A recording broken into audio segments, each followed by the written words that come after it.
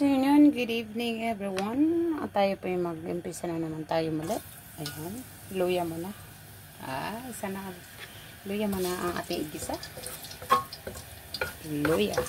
Gawa tayo ng spaghetti sauce carbonara mushroom. Okay. Then ito ang gawin natin sa bawang. Gagawin natin. Hindi na natin i-chop para medyo pinong-pino. Alright. Ganito lang ang ginagawa ko sa bawang. Pinagidgid ko para pino. Then, sunod ang ating sibuyas. Sana all. Alright.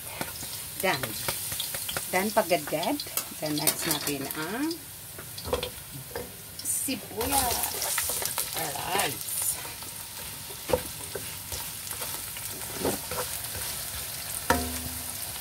Then, ipa-brown lang natin ang ating sibuyas.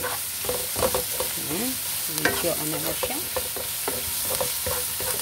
Medyo madami ang ating sibuyas para mabango. Then, ihulog natin ang ating manok. With marinated na manok na yan para malasa ang ating spaghetti sauce. Ito po ang ilalagay natin. Then, cream of mushroom. Okay. Sorry guys. Moving around. Moving around. Okay, takpan muna natin ng sandali. Thank you so much. Ayan, may tuktok pa yan para pang lasa. Kasi ng black pepper, konti lang kasi ayan ang alaga kong marami. Medyo okay na siya. Medyo luto na. Buksan natin ang ating sauce.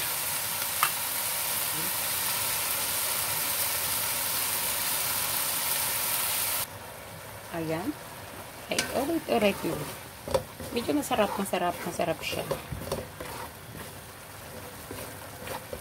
Then, ihulog natin ang ating spaghetti. White sauce. Okay. Ayan, ihulog na natin ang ating spaghetti. Oh, sorry. Napagsak. Sorry. Alright.